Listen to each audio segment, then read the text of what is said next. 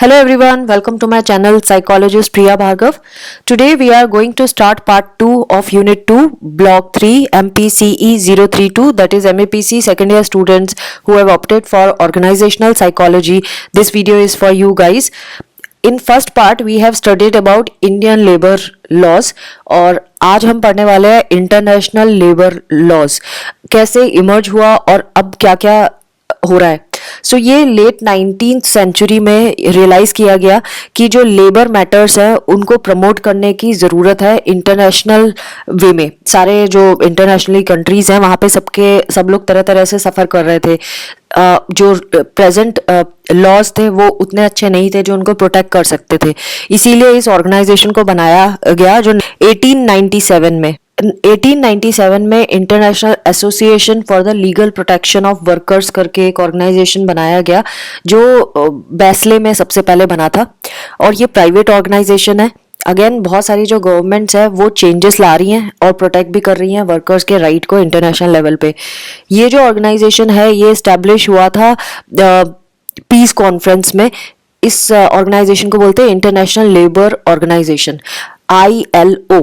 So international labour organisation जो है उसकी मीटिंग्स और कॉन्फ्रेंसेस होती रहती है टाइम टू टाइम, ईयर में एक बार तो होती है. और ये होती रही है, बस सेकेंड वर्ल्ड वॉर के टाइम पे नहीं हुई, अदरवाइज बहुत सारी मेंबर कंट्रीज में इसमें पार्टिसिपेट भी किया था. और ये जो एंटिटी है ये जो लेबर के प्रोटेक्शन है और उनके राइट्स और उनके लिए जो लॉ है वो इंटरनेशनल लेवल पे कैसे होने चाहिए उसके लिए काम करती है. सो जैसे मैंने बताया इस ऑर्गेनाइजेशन का नाम है ILO, international labour organization. Now इसके ऑब्जेक्टिव क्या है वो इन्होंने बताया ILO के. ये क्यों ऑब्जेक्टिव सेट किए गए, क्योंकि वैल्यूज और प्रिंसिपल को सेट करना या मेंटेन करना बहुत ज़रूरी है और उसके लिए इनके पास एक ऑब्जेक्टिव होना चाहिए कि हम ऐसा क्यों कर रहे हैं.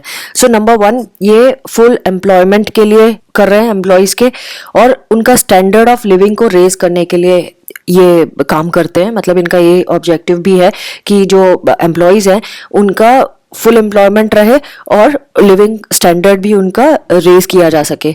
फिर ये कुछ लॉज को फॉर्मुलेट करने का भी ऑब्जेक्टिव है इनका कि गवर्नमेंट लेवल पे लॉज को फॉर्मुलेट किया जाए. ट्रेनिंग पॉलिसीज इन्होंने सेट की है जिसमें वेजेस के बारे में ट्रेनिंग दी जाती है, hours of work and working condition किस तरह की होती है वो फैसिलिटेट किया जाता है कि इनको पता हो कि इनके क्या हक हैं. जब इनको पता होगा तभी तो ये रेज करेंगे, इनको पता ही नहीं होगा तो फिर ये रेज क्या करेंगे. इसीलिए इफेक्टिव रिकॉग्निशन हो कि उनके राइट्स क्या हैं और कलेक्टिव बार्गेनिंग की जा सके, इसीलिए ये किया गया. देन थर्ड जो इनका एम है वो है कि मैनेजमेंट और लेबर के बीच में कोऑपरेशन को एनहांस करना. यानी ना ये मैनेजमेंट के अगेंस्ट है, एम्प्लॉयर के अगेंस्ट नहीं है, लेकिन इन दोनों के बीच में कोऑपरेशन होना बहुत ज़रूरी है सो दैट प्रोडक्टिव एफिशिएंसी हो, उसको इम्प्रूव किया जा सके. प्रोडक्टिव मतलब पॉजिटिव वे में काम किया जाए एंड एफिशिएंसी मतलब up to the bestest level किया जाए.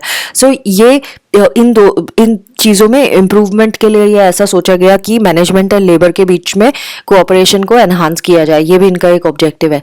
एंड देन ये भी चाहते हैं कि वर्कर्स और जो एम्प्लॉयर है उनके बीच में इस तरह का कोलैबोरेशन रहे कि सोशल एंड इकोनॉमिक मेजर्स के ऊपर भी ध्यान दिया जाए, उसको अप्लाई किया जाए, प्रिपेयर किया जाए. और एम यही है कि बेसिक इनकम जो है वो सबको मिले, जो बेसिक रिक्वायरमेंट होती है खर्चे के बेसिस पे वो सबको मिले. ये इनका मेन एम है. एंड देन ये इंटरनेशनल जो कंपटीशन है उसको भी प्रिवेंट कर रहे हैं जिससे वर्कर्स का डिसएडवांटेज होता है. यानी इंटरनेशनली कंपनीज आपस में तो compete कर रही हैं और अब आगे बढ़ना चाहती हैं, लेकिन जब बढ़ने के चक्कर में ये वर्कर्स सफ़र करते हैं, उनको एक्स्ट्रा काम करवाया जाता है, ख़राब कंडीशंस में काम कराया जाता है, उनकी हेल्थ या फिटनेस के ऊपर वर्क नहीं किया जाता है. सो वो बीमार पड़ते हैं, कम उम्र में चले जाते हैं दुनिया से, बहुत सारी चीज़ें एक्सीडेंट्स होते हैं. तो उनको बहुत डिसएडवांटेज मिलता है इस कॉम्पिटिशन का. दैट इज़ वाई उसको प्रिवेंट करना बहुत ज़रूरी है. Then social justice to all labours, सारे जो लेबर्स हैं उनको सोशल जस्टिस मिलना ज़रूरी है. सोशली अगर उनके साथ कुछ गलत हो रहा है, रेसिज्म हो रहा है या कुछ और हो रहा है तो उसको कैसे प्रोटेक्ट किया जाए, ये भी इनका ऑब्जेक्टिव है. तो इंटरनेशनल लेबर ऑर्गेनाइजेशन जो है वो इन सब चीज़ों पे काम करता है. Now next is global instruments of international labour law. कौन कौन सी किस किस तरह से ये इंटरनेशनल लेबर लॉज को इम्प्लीमेंट कर सकते हैं, तो क्या इंस्ट्रूमेंट है इनके पास. सो ये जो ILO है इसके ऑब्जेक्टिव है, कुछ कन्वेंशंस है और रिकमेंडेशंस है जो ये अपने पास रखता है कि ये चीज़ें हमें आगे बढ़ानी है सो दैट वर्कर्स की एफिशिएंसी को मेंटेन किया जा सके।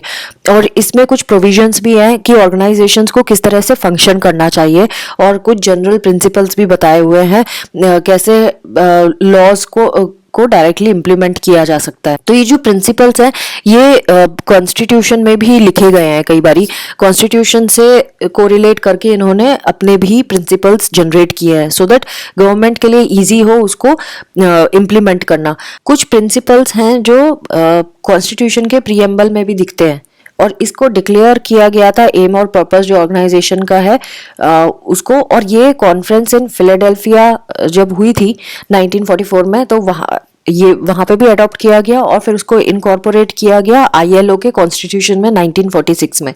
मतलब जो प्रिंसिपल थे वो अब इसके कॉन्स्टिट्यूशन में डाल दिए गए आईएलओ के।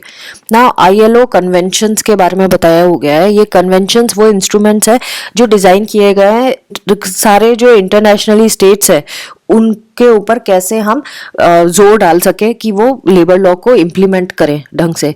सो आईएलओ ने अडॉप्ट किए हैं कुछ रिकमेंडेशंस जो लीगल कैरेक्टर से थोड़े से अलग है, लेकिन रिकमेंडेशन जो है वो ऑब्लिगेशन क्रिएट नहीं करते। ये सिर्फ एक गाइडलाइन बताते हैं कि इस तरह से एक्शन होना चाहिए। तो कन्वेंशंस अलग चीज़ है, रिकमेंडेशंस अलग चीज़ है ना। अब हम कन्वेंशन की बात करेंगे। जो कन्वेंशंस है वो उसमें कुछ फीचर्स हैं जो इंस्टीट्यूशनल फ्रेमवर्क में अडॉप्ट भी किए जाते हैं।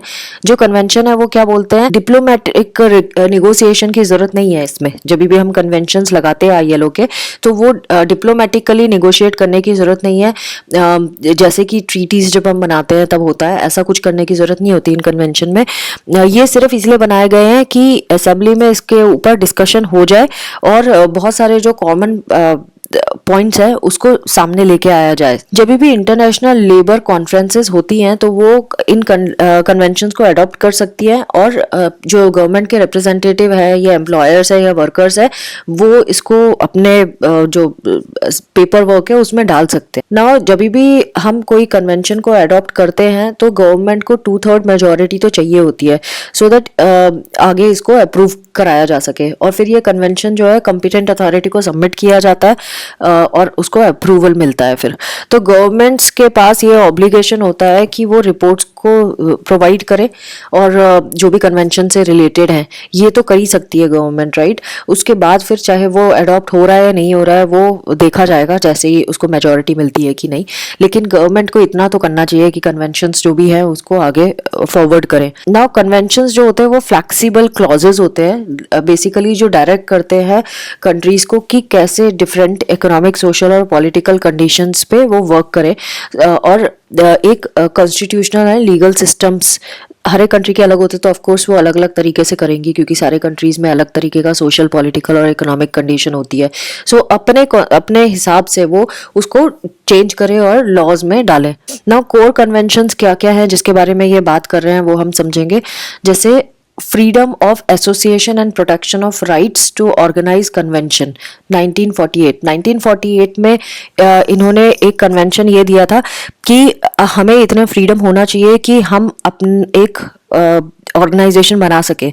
सो ये वर्कर्स और एम्प्लॉयर्स को ये राइट देता है कि ये अपने ऑर्गेनाइजेशन बनाए और उस ऑर्गेनाइजेशन को ज्वाइन करे और कोई अथॉराइजेशन की ज़रूरत ना हो इनको कि भाई वो ज्वाइन कर सकते कि नहीं, मतलब किसी से परमिशन लेने की ज़रूरत ना हो और वो बहुत सारे फ्री फंक्शनिंग हो उस ऑर्गेनाइजेशन में। ऐसा नहीं कि डर डर के कर रहे हैं कुछ काम, उनको किसी से परमिशन लेनी पड़ रही है हर चीज़ की, ऐसा नहीं होना चाहिए। फ्रीडम होनी चाहिए उस ऑर्गेनाइजेशन को काम करने के लिए और पब्लिक अथॉरिटीज़ का इंटरफेरेंस ना हो उसमें।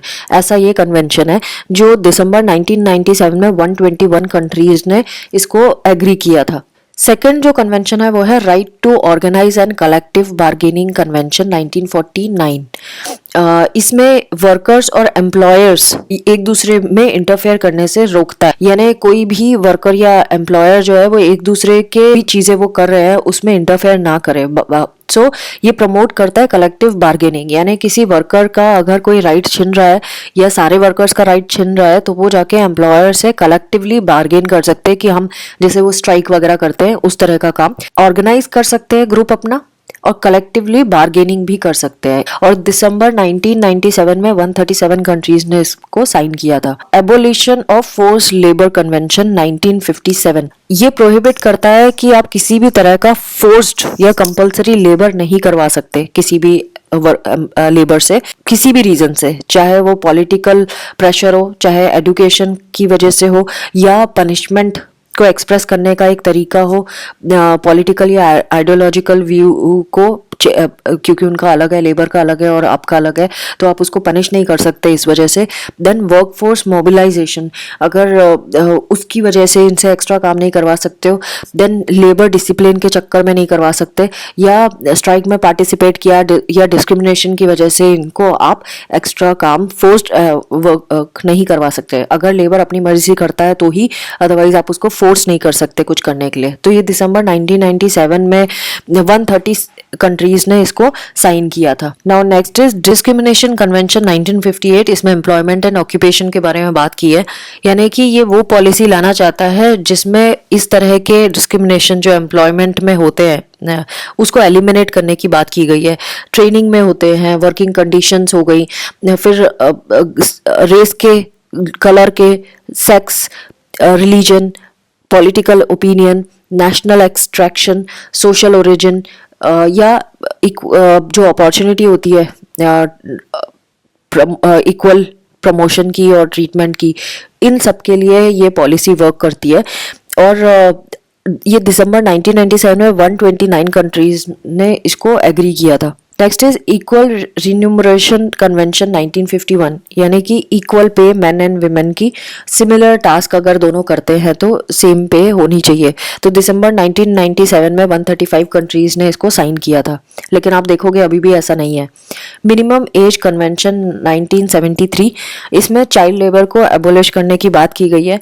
सो अगर डेवलप्ड कंट्री है तो 15 साल से कम के लोग काम नहीं कर सकते, जो स्कूल गोइंग चिल्ड्रन है। तो मिनिमम एज जो है एम्प्लॉयमेंट में के लिए वो 15 साल से कम की नहीं होनी चाहिए डेवलप कंट्री में, और डेवलपिंग कंट्री में 14 साल से कम की नहीं होनी चाहिए। सो ये दिसंबर में 1997 में 59 कंट्रीज ने इसको साइन किया था। सो दैट, क्योंकि बच्चे का ज़रूरी है कि वो कंपलसरी स्कूलिंग तो करे कम से कम। अगर इससे कम की एज वाले से काम करोगे तो स्कूलिंग कर ही नहीं पाएगा। Next topic is examples of global instruments. कहाँ क्या क्या ग्लोबल इंस्ट्रूमेंट्स है जो कम काम कर रहे हैं लेबर के लिए, लेबर लॉ के लिए। सो जो मेंबर्स है ILO के, उन्होंने कन्वेंशंस एक्सेप्ट किए हैं। मेंबर्स मतलब जो कंट्रीज इसके पार्ट हैं, उन्होंने एक्सेप्ट किए हैं, और इंटरनेशनल लेबर ऑर्गेनाइजेशन के वो पार्ट तो है ही। सो इकोनॉमिक एंड बहुत सारी दूसरी कंडीशंस को देखते हुए इन्होंने ऐसा किया है। नाउ यूनाइटेड नेशंस इंस्ट्रूमेंट के बारे में बात करेंगे। यूनाइटेड नेशंस जो है वो डायरेक्टली तो लेबर मैटर्स पे डील नहीं करता है, लेकिन वो ILO को रिकॉग्नाइज करता है कि एज अ स्पेशल एजेंसी जो इसमें जो अप्रोप्रिएट है इन पर्पसेस के लिए, और इनका अपना कॉन्स्टिट्यूशन भी है। सो अमेरिका में अगर आप देखोगे तो north American free trade area NAFTA, ये इसने एक्सेप्ट किया है north American agreement on labour cooperation, इसके ये एक्सेप्टेड है इसमें। Caribbean community and common market CARICOM, CARICOM, ये भी एग्रीमेंट है सोशल सिक्योरिटी के लिए। और फिर organization of American states OAS जो है, ये भी मेंटेन करता है इंटरनेशनल लेबर लॉज को उस पर्टिकुलर रीजन में। तो UN जनरल असेंबली जो है उसने कुछ legally binding conventions labour matters पे अडॉप्ट किए हैं। मतलब UN जनरल असेंबली भी कुछ पॉइंट्स पे वर्क करता है। वो कौन कौन से हैं? जैसे किसी भी टाइप का रेशियल डिस्क्रिमिनेशन है तो उसको एलिमिनेट करने की बात करता है, और ये 1969 में बना था। फिर किसी भी तरह का डिस्क्रिमिनेशन विमेन के अगेंस्ट होता है, ये 1979 में इन्होंने इसको ऐड किया है अपने मेमोरेंडम में। And then rights of child 1989 में ऐड किया गया। देन स्टेटस ऑफ रिफ्यूजीज 1954 में किया गया। And then stateless persons, status of stateless persons 1960 में अडॉप्ट किया गया। तो अगर आप देखो ये सारे माइनॉरिटीज़ हैं जिनके ऊपर UN काम करता है। सो इनके लिए इन्होंने ज़रूर कुछ ना कुछ किया है। ना यूरोपियन इंस्ट्रूमेंट की बात करें तो काउंसिल ऑफ यूरोप जो है, जिसको यूरोपियन सोशल चार्टर कहते हैं, 1961 में इन्होंने अडॉप्ट किए थे कुछ इंस्ट्रूमेंट्स जो लेबर लॉज के लिए अच्छे हैं, यूजफुल है। सो ये स्टेट ये कहता है कि ये 5 बेसिक राइट्स के लिए पार्टी है इनके साथ। वो कौन कौन से हैं? Right to work, right to organise, right to bargain collectively, right to social security, right to social and medical assistance, right to the social, legal and economic protection of the family, right to protection and assistance for migrant workers and their families. ये सारों के ऊपर European social charter work करता है। Now ये इसने कुछ workers के राइट्स और एम्प्लॉयर्स के राइट्स के लिए भी कुछ कलेक्टिव एक्शन लिया है, जैसे कि कॉन्फ्लिक्ट्स ऑफ इंटरेस्ट वाला मैटर हो गया, राइट्स टू स्ट्राइक वाला हो गया, इनके ऊपर इसने काम किया है। नाउ अफ्रीकन इंस्ट्रूमेंट की अगर हम बात करें, ये लास्ट टॉपिक है, तो अफ्रीकन इंस्ट्रूमेंट में ऑर्गेनाइजेशन ऑफ अफ्रीकन यूनिटी, इन्होंने अडॉप्ट किया है African charter on human and peoples rights 1981, इन्होंने तब किया था। और ये जो right to work under equitable and satisfactory conditions, right to equal pay for equal work and right to free association, इनके ऊपर ये काम करते हैं। इसको इन्होंने इंक्लूड किया है अपने चार्टर में। और जो African charter on rights and welfare of the child, इसको इन्होंने 1990 में ऐड किया है, जो बच्चों के प्रोटेक्शन के लिए है। और इन्होंने ये बोला है कि हर एक चाइल्ड जो है उसको इक्वली प्रोटेक्ट किया जाएगा किसी भी तरह के इकोनॉमिक एक्सप्लॉयटेशन से। So friends, this was all about part 2 of Unit 2 Block 3 MPCE 032। I hope आपको ये थोड़ा सा फ्रेमवर्क मिल गया होगा। और अभी सुबह के 7 बज रहे हैं, मैं 6 बजे से बैठ जाती हूँ वीडियोस बनाने के लिए। और कभी कभी आपने देखा होगा मेरे गले में खराश भी होती है इस वजह से, सो कभी खांसी हो रही होती है। सो एडिटिंग में बहुत चीज़ें मैं रिमूव करती हूँ, बट कभी कभी तो रिपीटिशन भी हो जाता है, कभी कभी प्रोनाउंसिएशन में भी प्रॉब्लम हो जाता है। बट कितना मुश्किल है सुबह से उठ के फोकस करना इन चीज़ों में, क्योंकि दिन भर में टाइम नहीं मिलता फिर सेशंस के चक्कर में। सो आई होप आप इसको अप्रिशिएट करेंगे। Thanks for watching, take care of yourself and do not forget to subscribe, like and share my videos with rest of the students. Bye.